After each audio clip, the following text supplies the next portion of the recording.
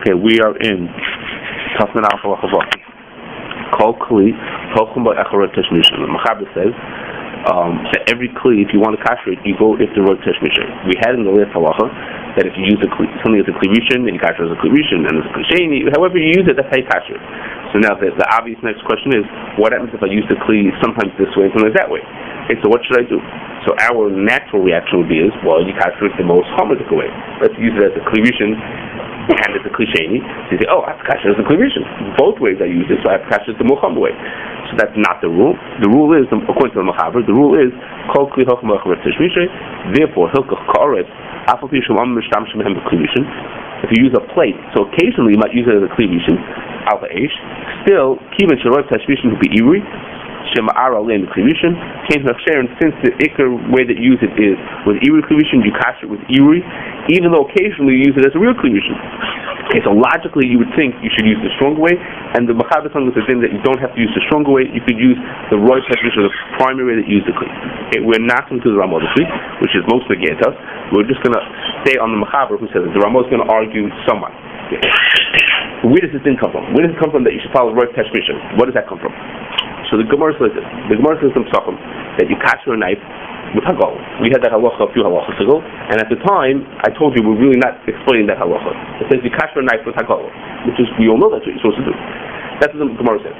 So the Ravid says, because most people, when they have a knife, they'll use it, they'll poke food that's on the fire with the knife.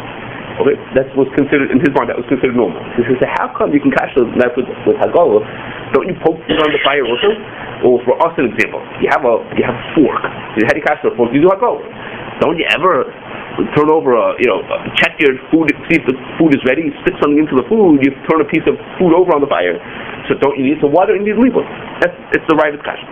So the Ravid says, the reason why you don't need liquid is because if the Gemara is in Psachim, it's talking about Pesach, it's talking about Chametz, and he holds that the Gemara, you see from here, that Chametz is considered Hetera.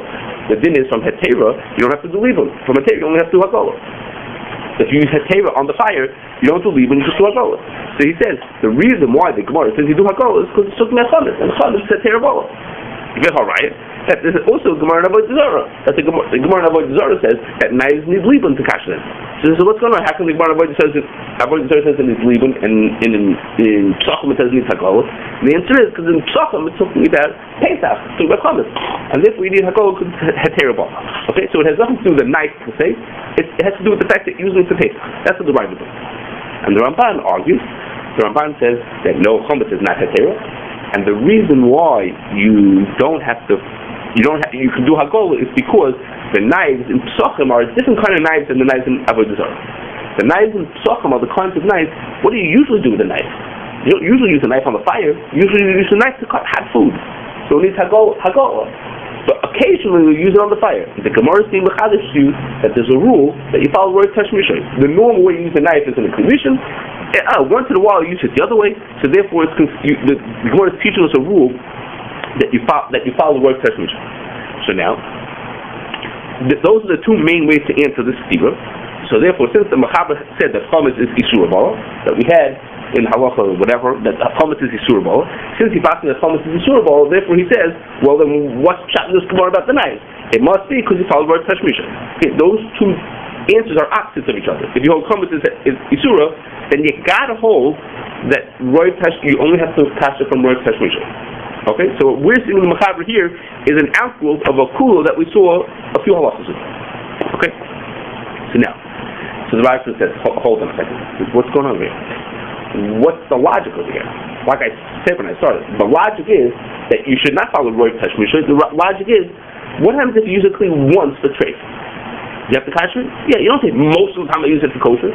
So if I use it 100 times for treif, and 90 times I use it in a way that needs Hagala, and 10 times in a way that needs Libun. So what's the logic that you should follow Rov Tashmisho? Why shouldn't you say, sometimes I use it in a way that needs a stronger Kashering, so I should need to kasher in that stronger way? Well, what's the logic then?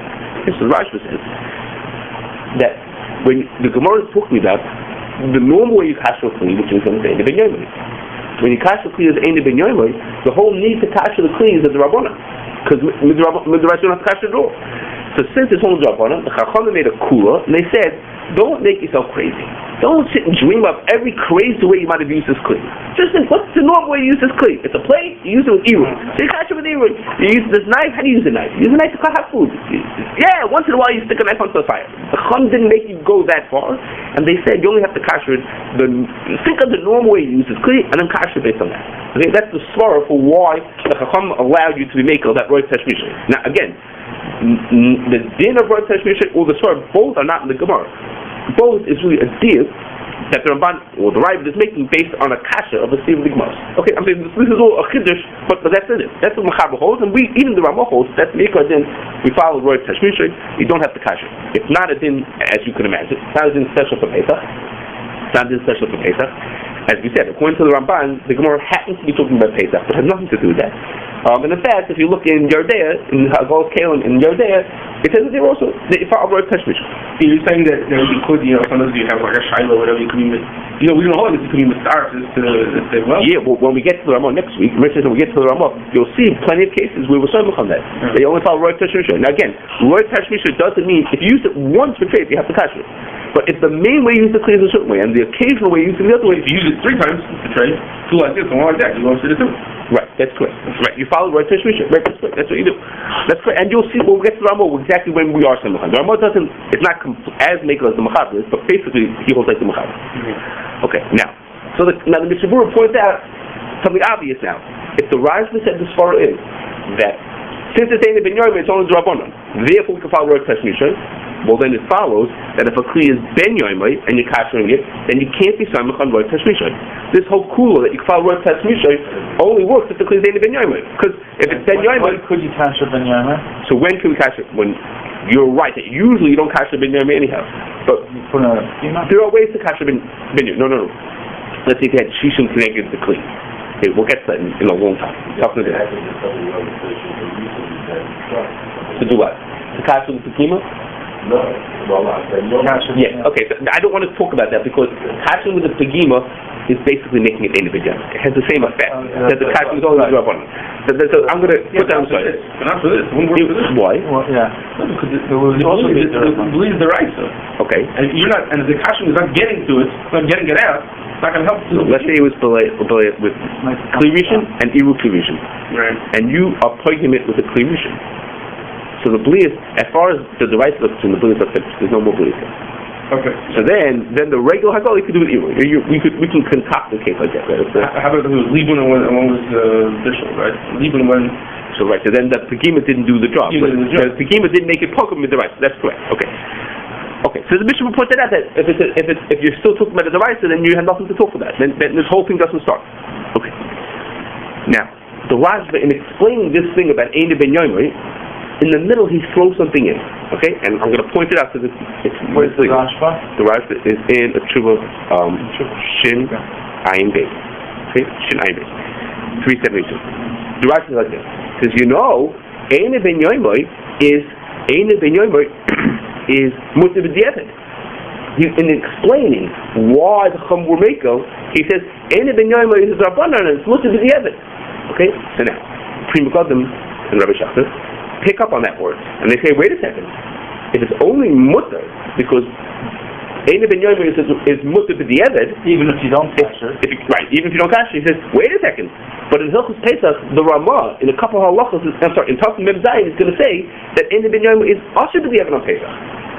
Usually, all year round, we say Ein ben Yomer is mutter, but by Pesach, the Ramah passes that Ein ben Yomer is asher b'diavad. Even b'diavad is asher. So the Mechaber is not a kasha because the Mechaber is naked about that. But the Ramah is mashmir. If the Ramah is mashmir, then how could the Ramah in any way be samech on the rule of Rov Tashmisho? How could ever he be samech on such a rule? In Hilchos Pesach, he holds that Ein ben Yomer is usher. So if Ein ben Yomer is usher, and the whole Rashi is built on Ein ben Yomer being mutter, then how could he ever be samech on Rov Tashmisho for Pesach? Okay. Okay. That's the question. Okay. So that's the Pri Megadim asked the question. And Rabbi Shachar asked the question. Mir Shisham will get to Rabbi Shachtar's point. Maybe next week. Who's first? They answered in different contexts. Rabbi Shachar has a practical obligation. You'll see. Maybe next week or the week after. We'll get to it. Rabbi Shachar has a very practical thing he was talking about. That was the question. Okay. So the answer is that the Ramah Mipanoi says that the Rashba doesn't mean to say that only in cases where it's mutter b'diavad is that the case when you call Rov Tashmisho. He means is the fact that it's mutter b'diavad tells you that teaches us that it's only Rabbanan. Things that are derises don't get mutter b'diavad. So the fact that it's mutter b'diavad teaches us that it's a Rabbanan. And even for Pesach, the Isur of Eina ben Yoimoy b'diavad on Pesach is also Rabbanan. That's not the derisa. That's part of the Isur Mashu, which is itself a Rabbanan. Whatever, it's all Rabbanan. The Rashi doesn't mean to say only in cases when Eina ben Yoimoy is mutter b'diavad is how you let to have Rov Tashmisho. He means this. Saying that in the right there's no such thing as a fulfill together. No, I'm not saying that. Maybe there's an example. No, but as a rule, there is. I have no. It's not again. It's not again. When he says that's mutter b'diavad, he means to say it's mutter b'diavad means that it's a Rabbanan, because that's the usual thing. Usually things that are mutter b'diavad are Rabbanan. Are there other examples? I don't know. Other examples of opposite? I don't know. So the Ramami Pan explains that the Rashba didn't mean to say only in cases when it's supposed to be given do you say this rule. He meant is that proves that it's a Rabbanan, and that's exactly his whole point. Since it's an only this is Rabbanan, therefore the Chacham will make that how you should make this how you should make this even for Pesach it's rule. The Ramah is right here in Hilchos Pesach. Right. It's hard to say the Ramah doesn't work in Pesach. He's talking about Pesach. Okay. So what about double Kashrus? Yeah, I'm getting right to it. Okay? Right, exactly what I'm supposed to say. Okay. So the Chazanish says, he says, wait a second. He says, if it's true that the only reason you call Rov Tashmisho is because for the Eved because it's only Rabbanan, because if the only chiyuv to Kashrus is Rabbanan, the Chazanish says, if you're going to use the kli for a double charf, that a double charf, the rule is that a double charf is machayla the shvach. Takes an eina ben yomer tam and makes it be back ben yomer. So, if you're going to use your kli for a double charf, a day, more than 24 hours after the treif was used, the treif of bria will become back to shvach. If the treif thing comes back to shvach, then your chiyuv to kasher is now derisa. Well, if your chiyuv to kasher is derisa, then the whole rule of Rov Tashmisho doesn't work. The Mishnah Berurah said, if it's ben yomer, you can't follow Rov Tashmisho. Well, every time you use a kli for a double charf, you're basically making it back to being a ben yomer. So then, if so, you can't use it for a double charf.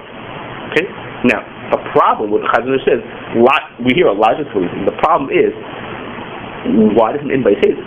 Where is this din? Here it says you follow Rov Tashmisho. Does it say only if you use it for certain kind of foods? It's even hard to understand. What are you supposed to do? You tell me, I kasher my kli, and now I can use it as kosher. That means forever now, I have a kosher kli. I can never use it for double charf, because I kasher only temporarily. I'm supposed to keep that in mind, that I kasher with irui, and I should permanently keep in mind that I'm not allowed to use it for the miyat tashmisha, not allowed to use it for double charf. So I'm not saying it's not possible, and the Chazanish has a lot of logic, but it's hard to hear. Where's everyone saying? Okay, so in Bali Shulchan, he doesn't mean the Chazanish, but he says this din that we have over here, and the fact that no one says that double charf is different, is a raya. There's a machlokes in Nachmanim. The rule that a double charf is machayil l'shvach, is that a deraisa rule or a rabbanon rule? Is that a din deraisa that it's machayil l'shvach? Well, that's just Chacham made that up. So he says it must be a rabbanon. Because if it's not a rabbanon, why in the world could he follow me in Tashmisha? The guy might use it for double charf. So he says that's a right to this. That's how he says it's a right. And of course, the same question goes on the Gemara. Really, it's not a question from this end. The Gemara says that in the din of Hagol Kalim is only for Ben Yomer. For any Ben Yomer, you don't have to kasher Kalim. But Mizraisa, you don't have to kasher Kalim. Clay Midyan didn't have to be kasher. If they would have waited one day, if there would have been a long line outside Moshe Rabbeinu's tent, instead of asking how to kasher, they would have just used the Kalim after the day. Wait, what happened? What happened to maybe they use it for double charf? So they need Hagol Kalim for that. So that's the same kind of a point, which sounds like that whole rule of double charf is only is only the Rabbanon Dikadin altogether. That whole concept is the Rabbanon Dikadin. Okay, one last point, which is, what happens if I use a kli? We say this thing is called Rov Tashmisho. If you use it mainly for this and sometimes for that. What happens if I use a kli? Not in a crazy far out case, but I have a standard way that I use the kli. 70% of the time I use it irui, and 30% of the time I use it for On clean. a regular basis. On a real regular basis. It's a normal, regular, everyday occurrence of what happens that I use it like that. Is that considered also that I can say it's me a Tashmish? Why do you think of it? What? For that project job, That Roy means Roy. No, what's the other interpretation? Okay, so the Pri Megadim on this din says like you did. That Roy Tashmisha means it's maybe not 51%, but 60-40 is good also. He doesn't exactly speak it out, but he says a certain case is not a chumrah because that case is like really far-fetched that you do it. But in cases that are normal, regular cases, then anything as long as mainly used like this, that's Roy Tashmisha. That's the simple way to understand it. I would say that it's like yotzim min ha'klal. If it's a yotzim min ha'klal, then it's considered to be a miyat tashmishay. Okay. But if you have on a regular basis, it's not yotzim min ha'klal. You would say that off the bat? Huh? Yeah, you could think that way. You could think that. Okay. So guess what? So the Pri Megadim says like you also. The Pri Megadim on our din says like him. Okay? That Roy means mom, the way I'm understanding it. This is not as clear. The next one is, he says, the Pri Megadim says, Roy is Roy. If you use it for Roy, like Mechaber says, like the simple reading. Kol kli hochem b'echad Roy Tashmisha. Does that say only if it's very Roy and not a little Roy? It says Roy Tashmisha. That's the rule. Okay. But the Pri Megadim in a couple of halachas it says there's a thing of a kli called a machlas, okay, which is a special kind of a kli. We'll get this soon, Mitzvah Shem. That kli, usually the food is cooked in water. Occasionally the water dries up and it ends up just cooking by itself without any liquid left in the pot. Okay, so the din is the Mechaber says for Pesach you do hagolah, and the rule is that you usually follow hagolah. The Pri Megadim says, well, what happened? I'm sorry, and the Ramah says you should l'chadchila you should do legal. Okay, so the question is, so the Pri Megadim says, wait a second, why isn't it the case of Roy Tashmisha? Usually if there's liquid in the pot, it's only occasionally that it dries out. Why doesn't it consider Roy Tashmisha? Now the kasha on the Ramah is not so strong, but the kasha would be stronger really if you would ask it that the Mechaber himself is only makel in for chametz because there's a syrup of a terbala. In Yardea, the Mechaber says that if you use a machlas for Isser, you have to do libun. So we have a question there. There's the question on the Mechaber. The Mechaber holds you for Roy Tashmisha. So Roy Tashmisha usually there's liquid in the pot, and occasionally it dries out. So why don't we say that why don't we say you follow Roy Tashmisha? You shouldn't have to do libun to it. Why does the Mechaber say in Yardea that you have to do libun to such a kli? So Pri Megadim answers. He says no, because over there, drying out is a normal part of using the pot. That happens. It happens every, recently. The word he uses, I know for us it's funny because it's a miyat hamatzah. It happens often, commonly enough, and it dries out. He says so that's not considered Roy Tashmisha. Okay, so now he's understanding. Really, to go back to the Rajba said the Chachamim didn't make you think of all the crazy ways that you're going to use the kli when you figure out how to kasher it. Just think of the normal way to use it. That's what the Chachamim were like. They were giving you a break. They just think of the normal way to use it. Well, once a week I end up drawing the food out of the pot and it ends up cooking like that, so that in the normal way I use it ends up being legal. It's not like I took a knife and I stuck it onto the fire and flipped over some food. That's not the normal way you use a knife. But here, the normal way you cook the food, it burns one time every 4 days, whatever the numbers are. It burns every so often, or dries out. So it's within the normal of what I use.